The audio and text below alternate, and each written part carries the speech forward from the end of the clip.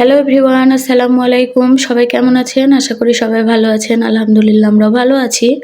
আজকে বসে পড়েছি আমাদের কিছু শপিং ভিডিও নিয়ে। আমার বাবা চলে যাচ্ছে বিদেশে। বিদেশে যাওয়ার আগে আমাদের জন্য কি কি শপিং করে দিল চলেন আপনাদের সাথে শেয়ার করি।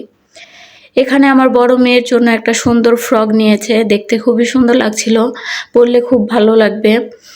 তো ফ্রকটা কেমন হয়েছে অবশ্যই জানাবেন। তার সাথে এক জোড়া জুতা নিয়ে এসেছে। আমার বাবা এর আগেও 10 বছর বিদেশে ছিল, তারপরে সে বাড়িতে আসার 17 বছর পরে আবারও বিদেশে যাচ্ছে।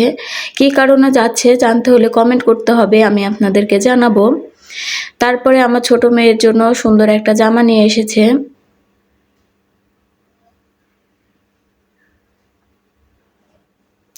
আপনারা দেখে দেখে বুঝে নেবেন যে কোনটা কার জন্য কিনে আনা হয়েছে। আমি আপনাদের সাথে কিছু কথা বলি। আমার বাবার জন্য সবাই দোয়া করবেন। আমার বাবা এই কয়েকদিনের ভিতরে বিদেশে চলে যাবে, যাওয়ার ব্লগটা আপনারা পাবেন। তো সবাই দোয়া করবেন। আর যাদের বাবা বিদেশে যায় তাদের যে কেমন কষ্ট হয় আপনারা অবশ্যই বুঝতে পারছেন। আমারও অনেক বেশি কষ্ট হচ্ছে। আর আমার বাবার বাড়ি আর আমার বাড়ি একেবারেই পাশাপাশি। আমার বাবা দিনে 2-3 বার আমার মেয়েদেরকে দেখতে আসে।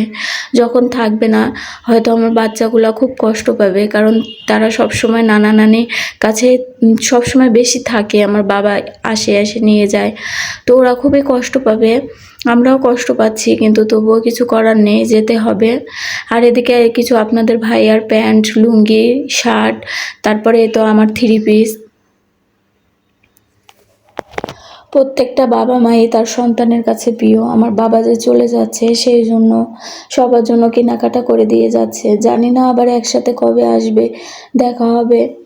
তো সবাই দোয়া করবেন যাতে দূরপ্রবাসে ভালো থাকে, সুস্থ থাকে। তো এই 3 পিসটা অনেক সুন্দর, সুতির মধ্যে কাজ করা ছিল। ফোনের ক্যামেরাতে কালারটা একটু হালকা দেখা যাচ্ছে, কিন্তু এটা একটু ডিপ কালারের ছিল, দেখতে খুবই ভালো ছিল। মাঝের মধ্যে স্টোনের কাজ করা ছিল, দেখতে খুবই সুন্দর। যতদিন এগুলা পরবো মনে থাকবে যে বাবা যাওয়ার আগে এগুলা কিনে দিয়েছিল। আর এদিকে কিছু সুতির জামা আমি বানিয়ে নিয়েছি, এগুলা বাড়িতে পরার জন্য। গরম তো, তাই ভাবলাম যে একটু হালকার উপরে কিছু সুতির কাপড় কিনে জামা বানিয়ে নিই, তাহলে পরে শান্তি পাওয়া যাবে, সেই জন্য বানিয়ে নিয়েছি।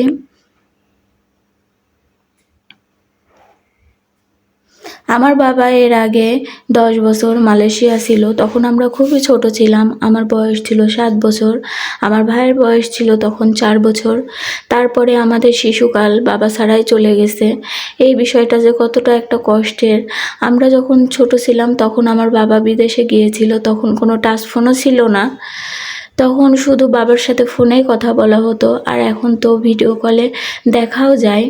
তো আমার বাবা যখন আমরা ছোট ছিলাম তখন না যতখানি কষ্ট পেয়েছে, এখন বেশি কষ্ট পাচ্ছে তার নাতনিদের জন্য। তো এটা মেনে নিতেই হবে, কষ্ট না করলে তো আর ফল ভালো পাওয়া যাবে না। এখন তো তাও ভিডিও কলে তারা কথা বলতে পারবে, তখন তো টাচ ফোনও ছিল না। তো আমাদের শিশুকালটাও ওভাবেই কেটেছিল, অনেক কষ্ট করে। বাবা ছিল না, কিন্তু আমার বাবা কখনোই আমাদেরকে অভাব বুঝতে দেয়নি। মধ্যবিত্ত ঘরে জন্ম হলেও আমার বাবা আমাদের সাথে অনেক কিছু